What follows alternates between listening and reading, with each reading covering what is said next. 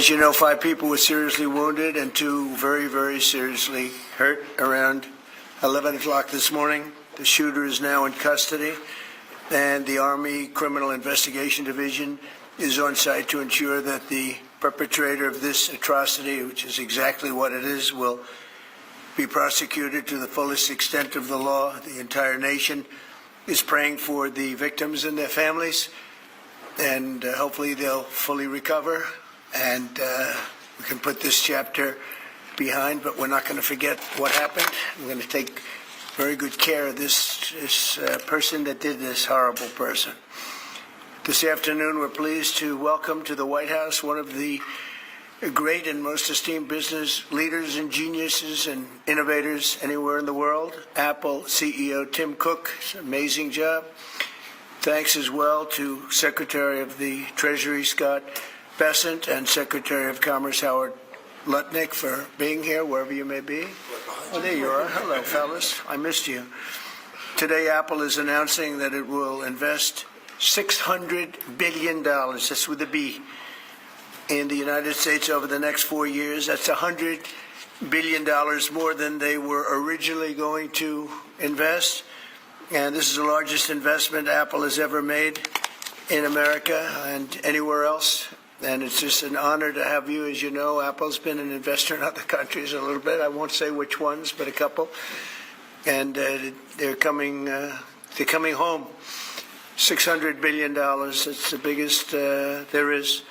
The company is also unveiling its ambitious new American manufacturing program, which will bring factories and assembly lines across our country all roaring to life. Areas that were not doing so well are doing very well. We have about $17 trillion coming into the United States, which is more than ever before. That's never even come close.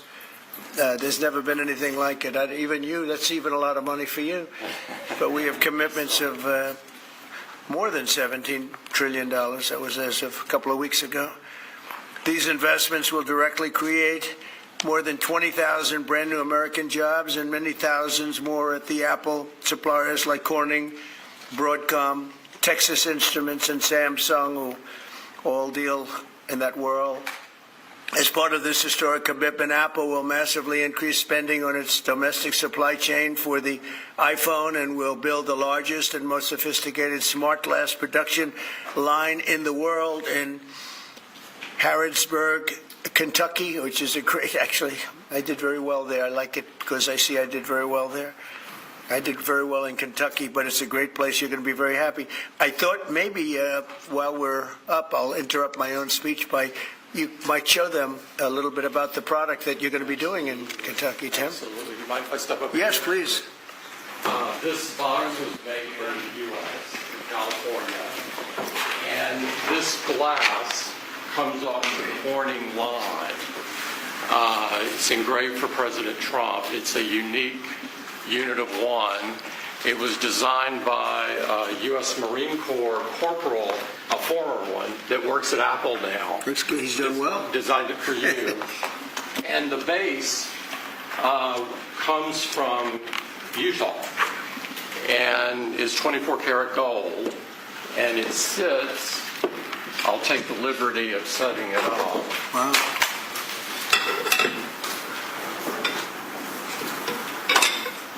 Well, let's see.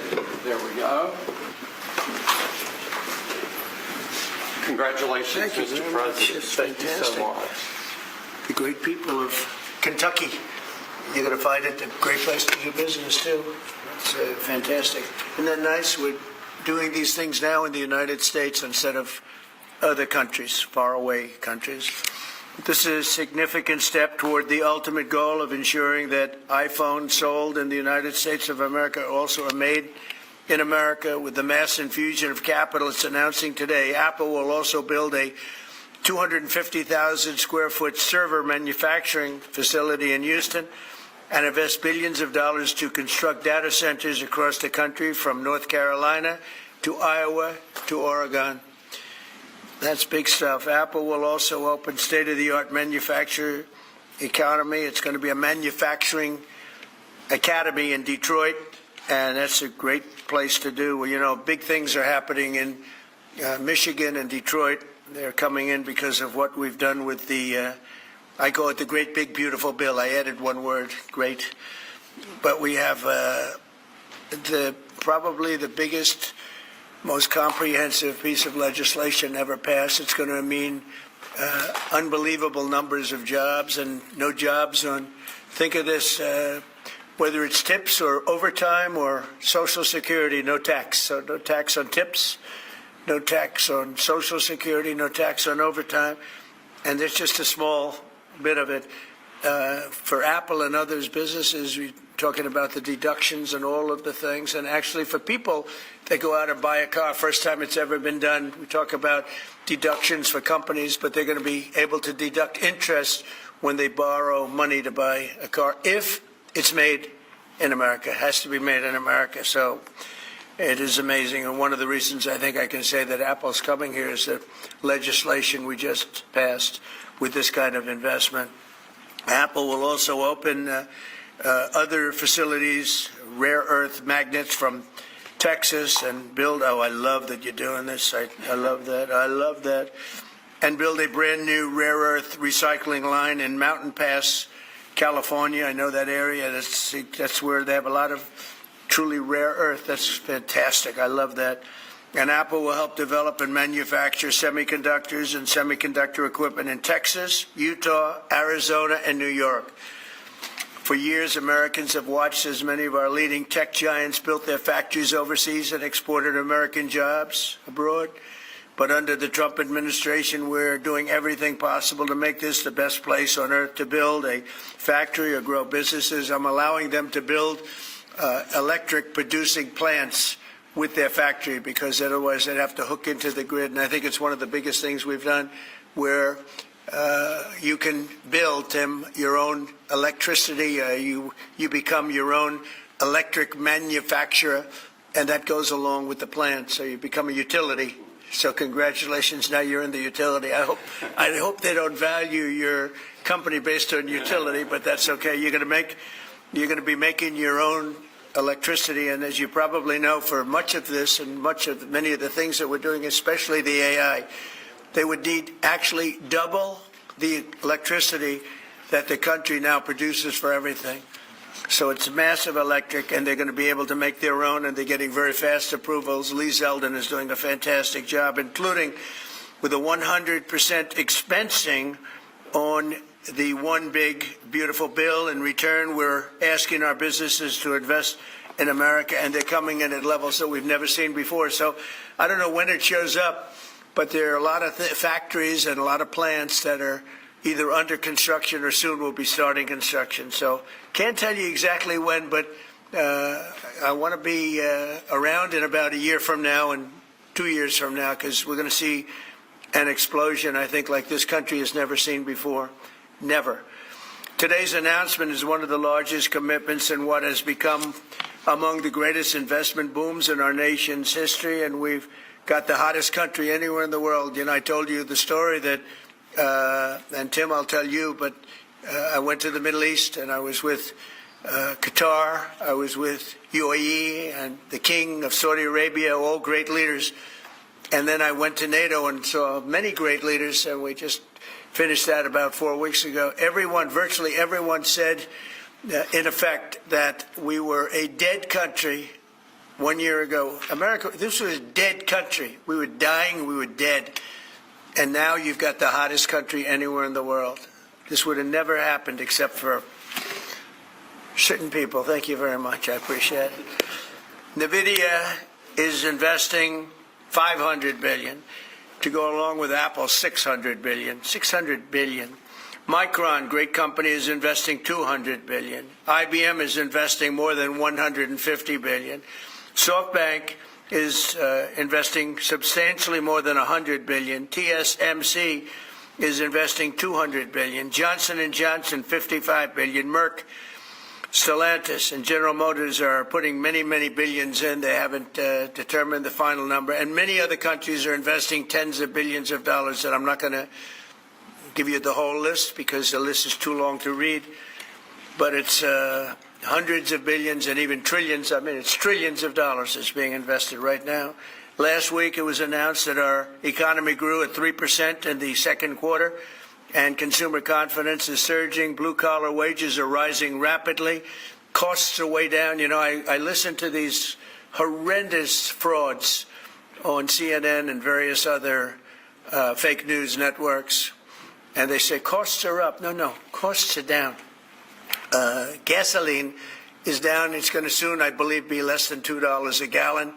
It's around $2.40 right now, many places other than California where they tax you out of business, but and a couple of others. But gasoline is way down. The price of groceries are down. How about eggs? When I first came here, my first week, the press hit me very hard on eggs. Eggs had quadrupled or something. I said, I didn't know about it. Give me a chance. I've just been here for 4 days. Well, eggs are down. Everything's down. Price is down. The only thing that's up is stock prices. That's really up, and that's through the roof. The stock market has been hitting all-time records, all-time highs. Last week, it was announced that our economy grew at levels that we haven't seen in a long time, but the real levels of growth are going to be judged in a year from now when you start seeing some of these incredible plants, because we have car plants opening. They're coming in from Canada, from Mexico, and from all over the world. And they're coming in because they like the way the election worked out, but they also like the fact that they don't want to pay tariffs. And the tariffs, I think, we're taking in hundreds of billions of dollars in tariffs. I won't be so specific other than to say, because we don't even know what the final number is. We just made a deal, as you know, with the EU where they're paying hundreds of billions of dollars. Japan paying hundreds of billions of dollars, and numerous other countries paying hundreds of billions of dollars. And we're not even completed there. And as you know, they found $25 billion 3 weeks ago. They said, we have a surplus of $25 billion. And they said, where did this come from? I said, check the tariffs. And they checked. They said, you're right, that's where it came from. And we've really just started. This is just in its infancy. So we have a great country. We have a country that is going to be very rich. It's a country that we're very proud of, but it's going to be very rich. And it's companies like Apple, they're coming home. They're all coming home. And we want them to come home. They have to come home. We're going to treat them really well. We're going to be putting a very large tariff on chips and semiconductors. But the good news for companies like Apple is if you're building in the United States or have committed to build, without question committed to build in the United States, there will be no charge. In other words, we're not going to be charging. So a lot of countries, a lot of companies are leaving various other places and they're coming to the United States. So in other words, we'll be putting a tariff on of approximately 100% on chips and semiconductors. But if you're building in the United States of America, there's no charge, even though you're building and you're not producing yet in terms of the big numbers of jobs and all of the things that you're building. If you're building, there will be no charge. So I just want everyone to know that. And I didn't even tell you that inside. We discussed the concept, but I didn't. So it's a big factor. So 100% tariff on all chips and semiconductors coming into the United States. But if you've made a commitment to build, or if you're in the process of building, as many are, there is no tariff. Okay? If for some reason you say you're building and you don't build, then we go back and we add it up, it accumulates, and we charge you at a later date. You have to pay, and that's a guarantee. So that's a big statement, and I think the chip companies are all coming back home. They're all coming back. You know, we started with Intel, and gradually Intel was just taken over the coals. They were taken to the cleaners, frankly, and moved to other places, in particular Taiwan. But I think a lot of those companies are coming back, and they're coming back very rapidly. So that's a big statement. 100% tariff. I want to thank you very much. Tim, would you like to say a few words about your company, please? Good afternoon, everyone. Mr. President, thank you very much for having me here today. You've been a great advocate for American innovation and manufacturing. I'm grateful for your leadership and your commitment. That's a commitment we share at Apple because American innovation is central to everything we do. Our products are designed here, we're hiring and growing here, and we support 450,000 jobs with thousands of suppliers and partners in all 50 states. Earlier this year, we made our largest ever spending commitment, $500 billion to the U.S. over the next 4 years. That's already yielding results. Earlier this year, we broke ground on a new factory in Houston to make advanced AI servers. And just last month, the very first test unit rolled off that factory's line, proudly made in America. President Trump shared some kind words about that work, but he also asked us to think about what more we could commit to doing. And Mr. President, we took that challenge very seriously.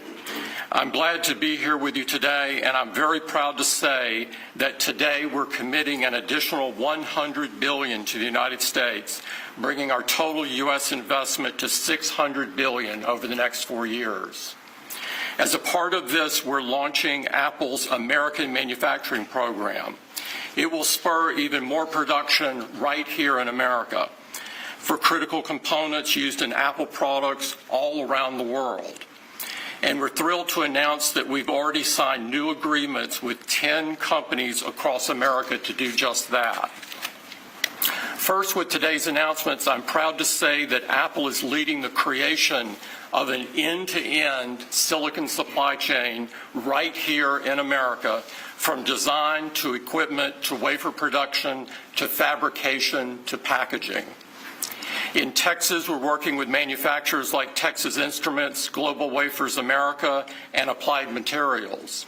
We're working with Amcor in Arizona and Broadcom and Global Foundries in New York. Thanks to President Trump's vision, and with his help in his first term, we also led the way to bring TSMC to Arizona by committing to be their first and largest customer. Today, they're producing tens of millions of chips for Apple using one of the most advanced process technologies in America today. We're going to keep working with our suppliers to move even more of this incredibly advanced work to America. And this year alone, American manufacturers are on track to make 19 billion chips for Apple in 24 factories across 12 different states. Second, we're committed to buying American-made advanced rare earth magnets developed by MP Materials, which will become part of Apple's devices shipped around the world. MP is the only fully integrated rare earth producer in the United States, and with this partnership, they'll be significantly expanding their flagship facility in Fort Worth, Texas. We're also thrilled to work together on a cutting-edge rare earth recycling line in Mountain Pass, California. And third, in Kentucky, we've worked with our partners at Corning to build the world's largest and most advanced smartphone glass production line. And I'm pleased to announce that very soon, this is for the first time ever, every single new iPhone and every single new Apple Watch sold anywhere in the world will contain cover glass made in Kentucky. In addition to the American Manufacturing Program, we're also significantly growing our investments in AI, including expanding data center capacity in North Carolina, in Nevada, in Iowa, in Arizona, and Oregon. So we're going to keep making investments right here in America. We're going to keep hiring in America. And we're going to keep building technologies at the heart of our products right here in America. Because we're a proud American company, and we believe deeply in the promise of this great nation. Thank you all, and thank you, President Trump, for putting American innovation and American jobs front and center. Thank you, sir. Great honor. Thank you. Very much. Thank you. Appreciate it. What a job he's done. What a job. Incredible. I want to thank you very much, and thank you, JD, for helping along. Good job. Really good job. Any questions, please? Mr. President, Yes. you promised on the campaign trail to bring forth a manufacturing renaissance. You just mentioned $17 trillion in your first 7 months or so. Can you talk about how an investment like this, all the other ones that you laid out, will positively impact the millions of Americans that trusted you with their vote? Thank you very much. It changes our country. I mean, our country is a very different country than it was 6 months ago. And people like Tim are coming. We had Micron in yesterday. We had all of the big, great companies that you read about, you don't know about, but you read about. Many of them were making products outside of our country. Foolishly, we lost them. If we had the right person sitting in that seat, that would have never happened 20 and 30 years ago. When you look at the chip business, it would have never left our shores. We had 100% of chips originally, and then we slowly got taken down to nothing. We have the biggest chip companies, to both of them, but we have the biggest in the world coming in. They're going to Arizona and beyond. And we're going to have, in a short period of time, we'll be up to almost 50% of the chips from starting in nothing. And that's something. But we have the greatest companies in the world coming into our country, and that means jobs, and it means wealth, and wealth means security for our people. Okay? Yes, Mr. President. Yes, sir. Congratulations on this investment, President Trump. And Thank you. What a great example of putting America first. What does the labor force look like to fill these jobs that you have? Do we have enough skilled American workers to fill these? Well, we do have a lot of workers, and we have a lot of workers that hadn't been looking for work because they were disincentivized, frankly. And people like Tim have tremendous schools and training centers that they build along with a lot of their big plants where they train people on whether it's glass, like in Kentucky, or computers, or whatever they might be doing. It's a complex world, and they train people, and they do a great job. So it's a whole new workforce. Now, we have a lot of them in energy because, you know, they've always liked energy. As you know, coal has opened up and opened up big. We brought it back and brought it back in a very large way. You know, China's right now building 58 coal-fired plants, 58 big ones. And here we were saying we don't take coal. We have more coal than anybody else in the world. We have more oil and gas than anybody else in the world. But we have tremendous energy jobs, and the energy, as you know, we're booming with energy. And that's why the gasoline prices are down. The costs are down. I just hope when they watch these shows, I watch this, I won't use names because I just make them better known that nobody knows who they are. But I watch this group of people on CNN and MSDNC too, the same thing, where they say, well, costs have gone up. Costs haven't gone up, they've gone down. I'm telling you, the thing that's gone up is stock prices, and success of our country. Our country is really doing well, successful. Yes, ma'am? Yes, Mr. President, have Putin and Zelensky agreed to a summit yet? And where and when would that be? What would that Well, look there's like? a very good prospect that they will. And we haven't determined where, but we had some very good talks with President Putin today. And there's a very good chance that we could be ending the end of that road. That road was long and continues to be long, but there's a good chance that there will be a meeting very soon. How close do you think you are to a deal? Excuse me? How close do you think you are to some kind of deal? Well, I don't want to say. I've been disappointed before with this one. You know, we've solved 5 wars, plus add to that Iran, where we wiped out their nuclear capacity for weapons. They would have had a weapon within 2 months, maybe less, and that was totally obliterated. It turned out it was a total obliteration, and the pilots and the people that did that job are really, we have the greatest armed forces in the world, but that was really something. In fact, there's a model of the plane right there. So, you got to bring that up, Susie. We have to see that. Look at this. This was just given to me. You know, we ordered brand new B-2 bombers. This is a plane that over a period of 36 hours of constant flying. Look at this. So this is the brand new one they just ordered. Similar, but actually quite different. It's new and enhanced. It's an amazing machine. It went 36 hours. We had 52 tankers up in the air loading up our planes because this was surrounded by F-22s and F-35s, and it was flawless. Tim, even you would say it was flawless. And every one of those bombs hit their target. And then we had Tomahawks shot in from a submarine 300 miles away, and they hit every single Tomahawk hit its target. It was amazing. And that was a big threat. That was a nuclear threat. And here's the new one that we just ordered, a large number of them. I'll put it. Mr. President, Mr. President, Mr. Mr. President, what was the breakthrough today? Did Vladimir Putin make some kind of concession that he hasn't been willing to make before? I don't call it a breakthrough. I mean, we've been working on this a long time. There are thousands of young people dying, mostly soldiers, but also, missiles being hit into Kiev and other places. But in terms of soldiers, I think Russia's lost over 20,000 since the beginning of the year. 20,000.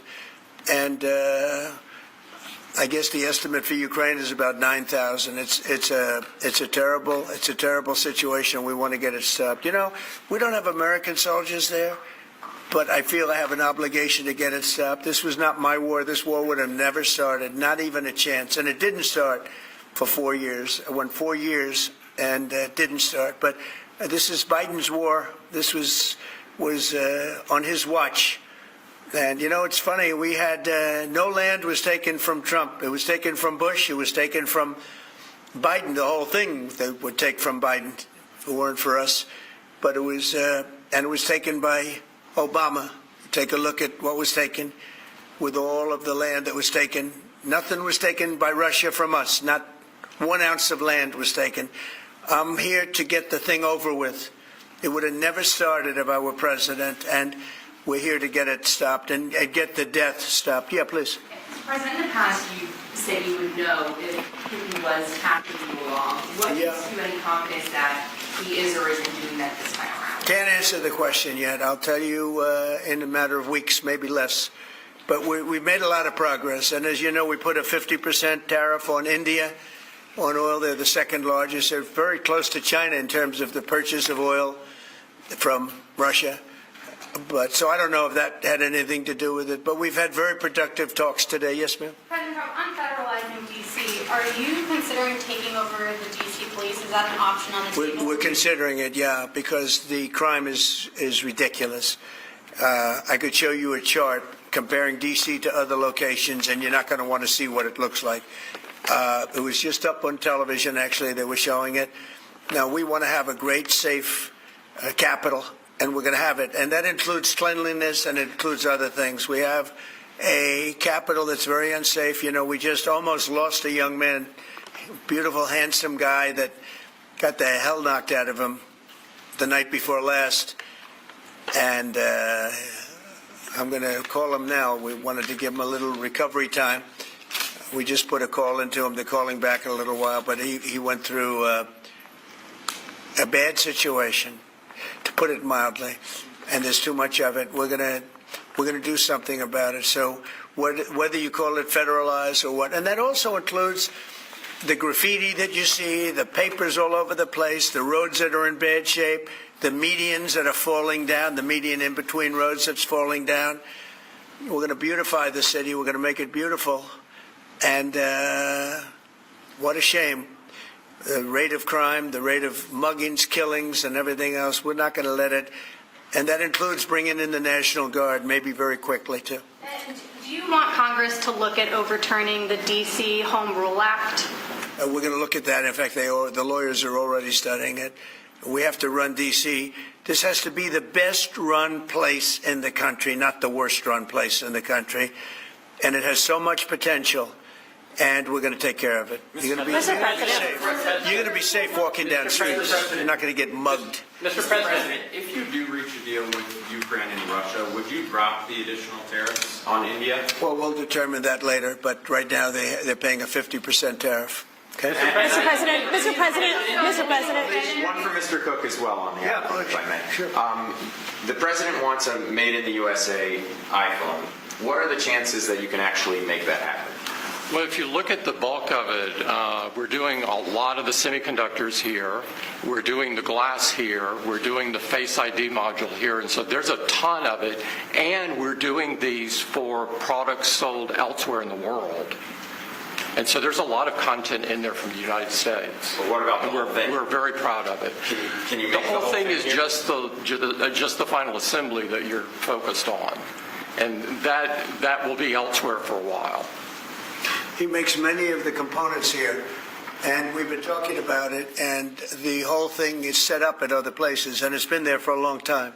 So in terms of cost and all, but I think we may incentivize him enough that one day he'll be bringing that. But he brings most of the stuff. Look, he's not making this kind of an investment anywhere in the world, not even close. He's coming back. I mean, Apple's coming back to America. Thank you. Mr. President,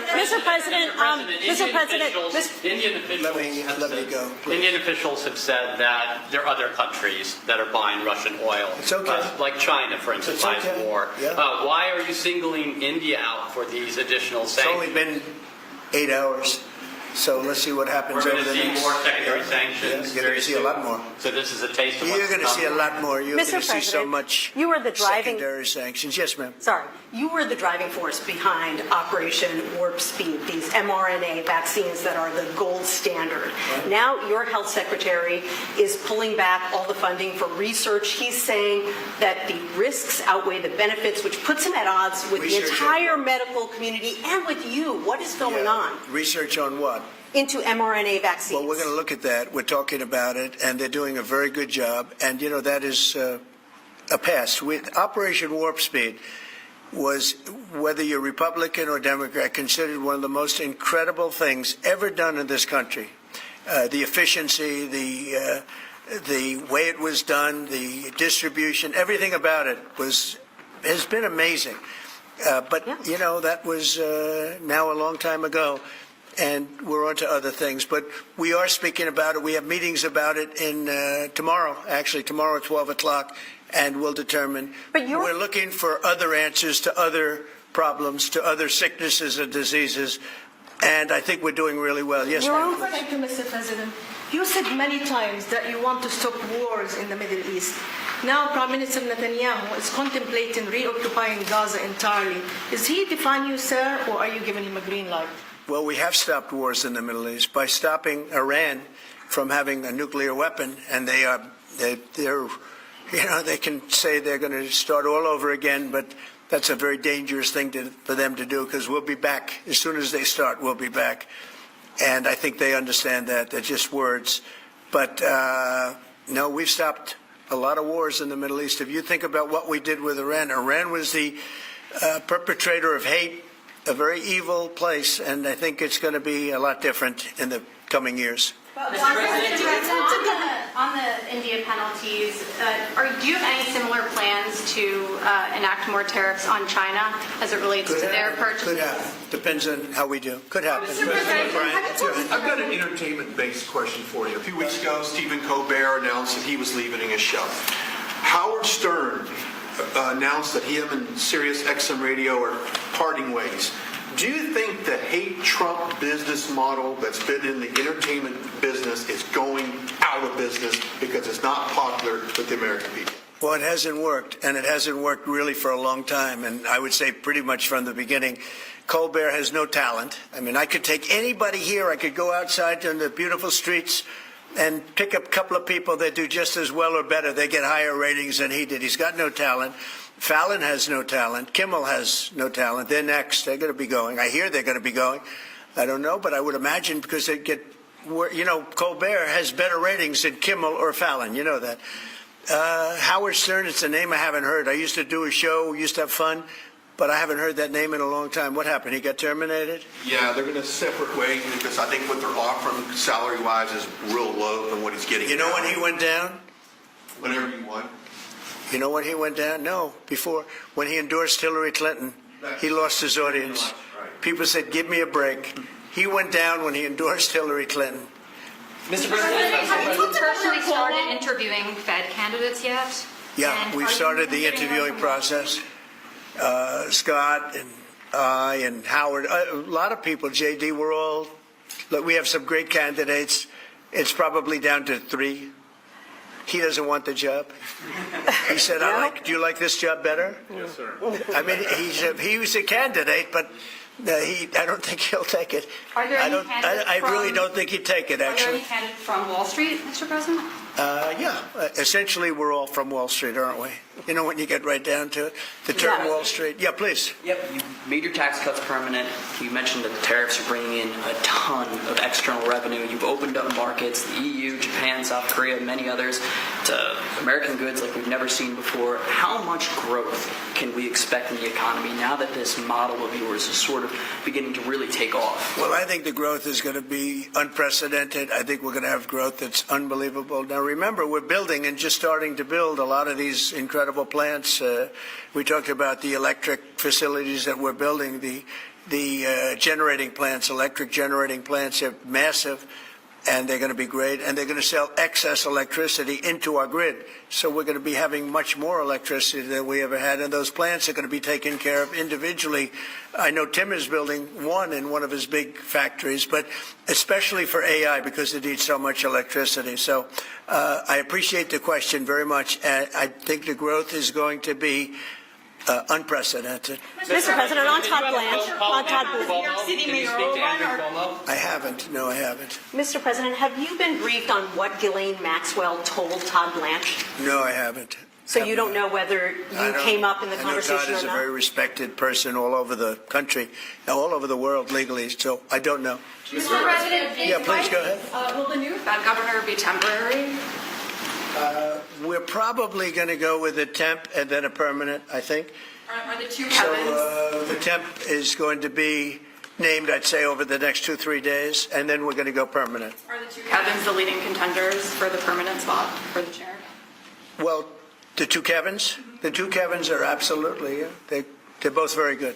Mr. President. The two Kevins, very good. Mr. President, is Vice President Vance hosting a gathering this evening to talk about how to respond to the Epstein situation?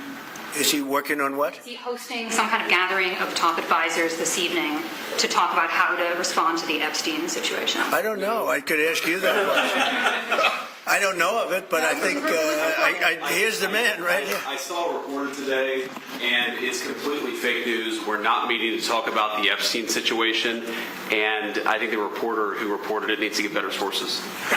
On that, Look, the whole thing is a hoax. It's put out by the Democrats because we've had the most successful 6 months in the history of our country, and that's just a way of trying to divert attention to something that's total bullshit. Okay?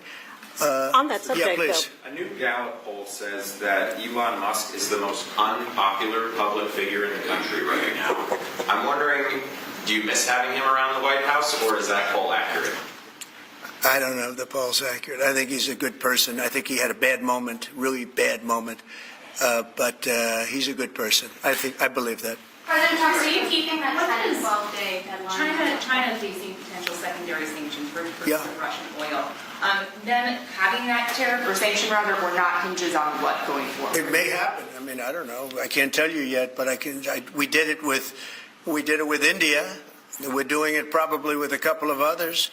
One of them could be China. Yes. Are you keeping that 10 to 12-day deadline that you had given Russia after today's talks? Yeah, we're pretty much getting close to it right now, but we're having very serious talks right now about getting out of Ukraine, getting it settled, getting it ended. Should have never started, would have never started. If I were president, it would have never started.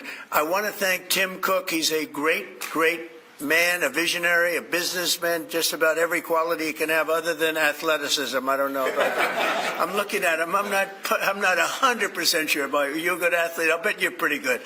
I think he's good at everything, but I want to thank you very much, Tim. Congratulations. Thank you all very much. Thank you, Mr. President. Thank you, press. Thanks, guys. We're going to go off the store right here. Hand it out. Thank you, guys. Thanks, everybody. Thank you, press. Thank you, guys. Let's go. Let's go. Thank you. Thanks, guys.